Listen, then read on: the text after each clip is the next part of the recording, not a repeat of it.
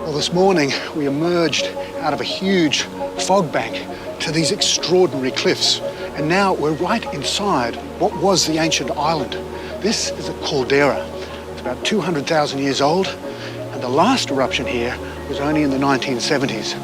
They call it Deception Island.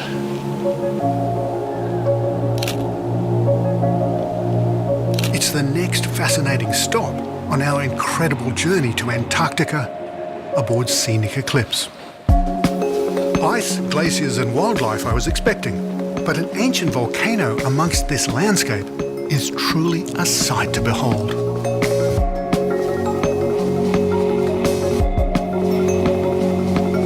So I imagine there is a hell of a tale to tell about this place. Yeah, there's a lot of lost history, but the history that we do know is quite extraordinary because you have multiple generations of people living here. You had the first generation of the whalers, which were probably Scandinavian.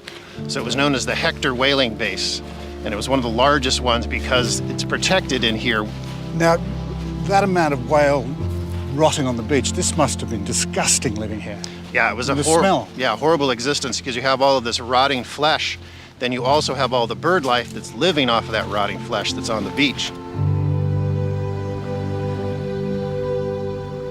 Several countries had bases here, as it was one of the few places that didn't ice over in the winter months, owing to the geothermal activity. Time has just stood still here, hasn't it? Yes, when you're down here this far and it's very, very cold, the breakdown of material is very, very slow.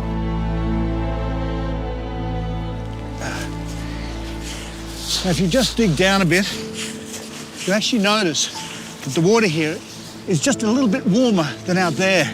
Now, that's because this is still an active volcano. From an ancient caldera to the cutest of chin-strap penguins, each day on board is unexpected and overwhelming in the best possible way.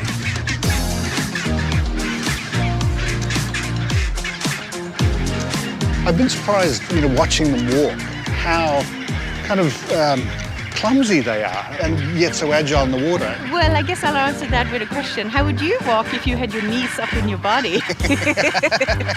But, I mean, after all, they're birds. Yeah. They're seabirds, and they're maybe even more so a fitting name because they literally fly on the water. Yeah, they do. They do. Gentries might be a little bit more melodious. Really? Yeah. They've got a sweeter song. I would say so. And these guys, it's more of a sort of a donkey squawk? It is a little bit of a squawk, yeah. Why don't you, if you do the chin strap, I do the gentoos. Okay.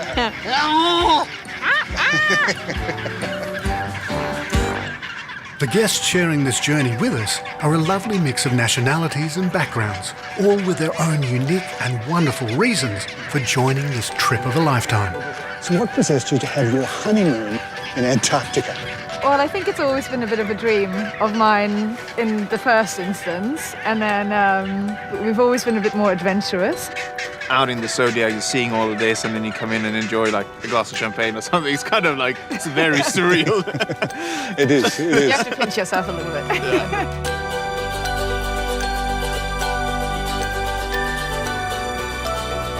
Pinch me moments are a daily occurrence on this trip, and none more so than what I'm about to partake in.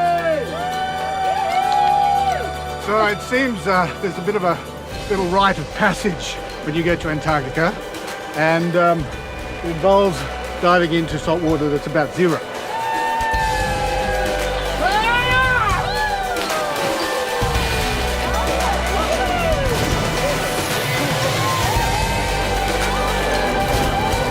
God, that was fantastic. You've got to come down to Antarctica and try this once in a lifetime. 1, 2, 3.